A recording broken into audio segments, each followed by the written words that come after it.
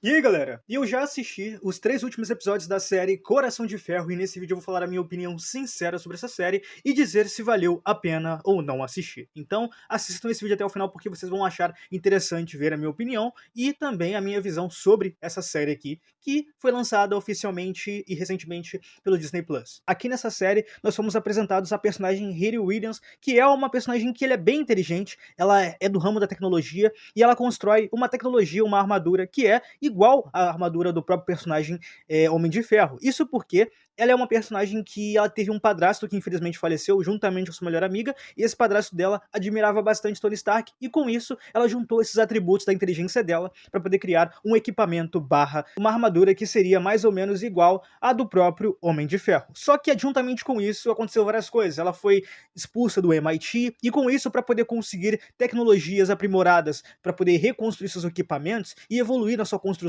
de coisas envolvendo tecnologia, ela precisou optar por um local sombrio para poder fazer isso. E por não ter dinheiro para poder fazer isso, ela se juntou a um grupo ali de pessoas mafiosas, entre aspas, né, ladrões ali, criminosos, liderados por um cara que veste um capuz ali vermelho e que é um cara bem sombrio, para poder ela conseguir, né, ter dinheiro suficiente e condições para poder seguir nessa evolução dos equipamentos e trabalhos que ela tá para poder fazer. Só que coisas deram erradas ali, ela acabou vendo pessoas daquele grupo que não estavam agindo de uma forma legal, né, mesmo que obviamente não iam agir de forma legal por serem criminosos, e assim que ela é responsável indiretamente pela morte de um dos membros ali daquele grupo criminoso, ela acaba sendo alvo do líder deles, que é o próprio Capuz, que é esse cara que aparentemente fez pacto com um ser sombrio, que não é revelado inicialmente quem é esse ser sombrio, mas que bem no futuro aqui é revelado sim quem é esse cara. Mas ao mesmo tempo, essa série ela consegue ser interessante porque ela nos apresentou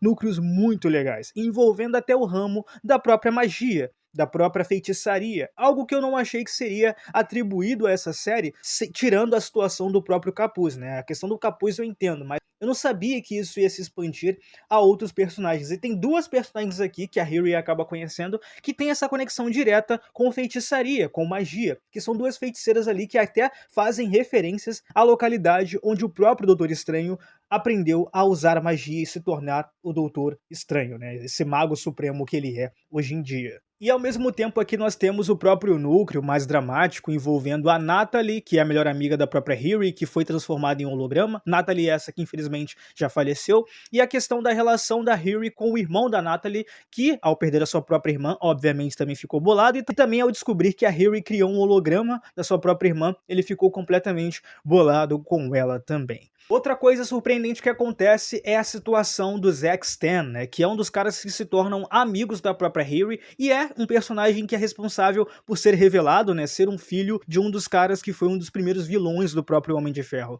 Sim, Zack Stan, que é o próprio filho do Obadiah Stan, que é um dos primeiros vilões ali do Homem de Ferro, né? Que aqui nessa obra foi apresentado como um cara que morreu num acidente, que era um cara incrível, mas todo mundo sabe que o pai dele, o Obadiah Stane, foi um grande vilão do Tony Stark que foi responsável em tentar matar o Tony Stark. Mas por algum motivo que eu não sei, as pessoas, a mídia esconde isso, né? As pessoas que sabem dessas informações escondem isso e tratam o próprio Obadiah como se fosse um cara incrível que só queria ajudar o Tony e que foi morto acidentalmente numa tragédia. Esse personagem, que é o Zack, e que tenta ser um cara completamente diferente do seu pai, assim que ele acaba sendo injustamente preso por um crime que ele não cometeu e que envolve uma situação da própria Riri e que envolve a Riri ter invadido uma localidade juntamente com aquele grupo criminoso e ter feito uma pessoa morrer, depois que ele acaba sendo incriminado por todo esse crime que ele não cometeu, o Zack acaba sendo preso e ali ele aparece em várias notícias, fazendo assim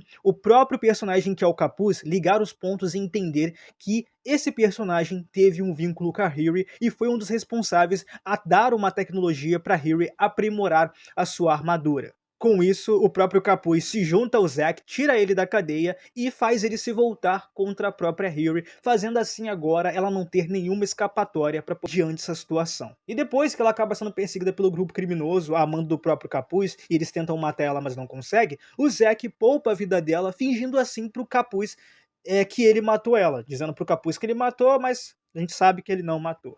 Mas bem lá no futuro, nós vemos que o personagem, o Capuz, ele fez um pacto. E ele fez um pacto com o Mephisto. Sim, o Mephisto. Sim, o responsável em ter feito, né, o contrato ali com o motoqueiro fantasma. Sim, a pessoa com quem o motoqueiro fantasma fez pacto. Sim, o Mephisto que foi mencionado em várias obras, várias séries como possível personagem que poderia aparecer, mas que só foi aparecer agora. Exatamente esse Mephisto é o responsável pelo pacto que o próprio Capuz fez com ele. Isso porque o capuz vermelho, o traje vermelho que o próprio personagem Capuz usa é do próprio Mephisto, foi dado para ele pelo próprio Mephisto, em troca de sua própria alma e também, né, entre aspas, né, em troca do próprio Mephisto fazer com que tudo que ele queira se realize, né. E depois que a Harry consegue lutar contra o próprio Capuz e consegue destruir ele e pegar o próprio Capuz, né, algo que ela estava tentando fazer desde o início, que é saber o que estava por trás desse capuz vermelho ali, qual era a maldição e com quem essa maldição se conectava, ela consegue fazer isso. Ela tem uma grande luta contra o próprio Capuz, usa sua própria inteligência e consegue tomar o Capuz, né, do próprio Capuz. Fazendo assim, ela ia até uma localidade onde o Mephisto está presente e ela ali começa a conversar com ele. E é até uma cena onde eles fazem referência ao Normammo, que é um personagem, uma entidade que apareceu em um dos filmes do Doutor Estranho, mas o próprio Capuz zomba dessa situação, zoa e fala que não, cara, que Normammo o quê? Eu não sou esse babaca, eu sou na verdade o Mephisto. E ali ele começa a falar sobre ele, o que ele pode fazer para uma pessoa, se essa pessoa aceitar fazer um acordo com ele. E no final dessa série, tudo dá a entender que a Harry fez um pacto com o Mephisto para poder a Natalie, que tinha dado um erro no processo ali da holograma e acabou sumindo, voltasse agora não só como um holograma, mas como uma pessoa real. Então o pacto que a Harry supostamente, aparentemente, fez com o Mephisto é de trazer a Natalie de volta à vida. Mas, ao mesmo tempo, isso é bem complicado. Porque e agora, velho? Porque essa personagem, ela se meteu em uma enrascada total, complicada pra caramba. Tipo assim, complexa e bem pesada. E eu tô bem curioso pra poder saber o que vai acontecer com essa personagem, se caso essa série tiver uma continuação, ou se tudo que aconteceu com ela for mostrado em uma outra produção que ela vá aparecer. Mas eu acho sim que Coração de Ferro vai ter uma continuação, espero que tenha, espero que não seja cancelada, mas a minha opinião sobre a série é que eu gostei. Eu achei essa série legal. Eu vi muitas pessoas criticando a série, falando o quanto que a série era ruim, que não sei o que, não sei o que lá. Cada um tem sua opinião, não sou obrigado a concordar com ninguém, e também ninguém é obrigado a concordar com a minha opinião. Mas eu acho que essa série, ela desde o início, ela tinha uma proposta, que era de ser uma série que ia focar nos núcleos, e ela conseguiu focar.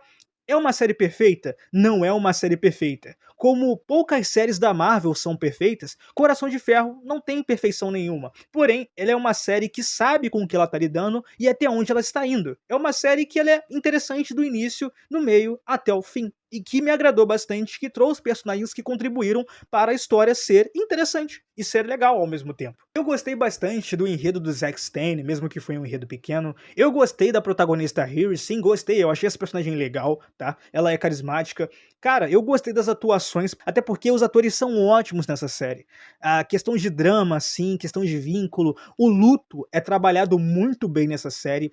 A questão do luto envolvendo a perda da própria Harry em relação ao padrasto e à amiga poderia ser algo que poderia ser destruído no momento que a Harry faz um holograma da Natalie, mas em nenhum momento ela esquece que a Natalie morreu.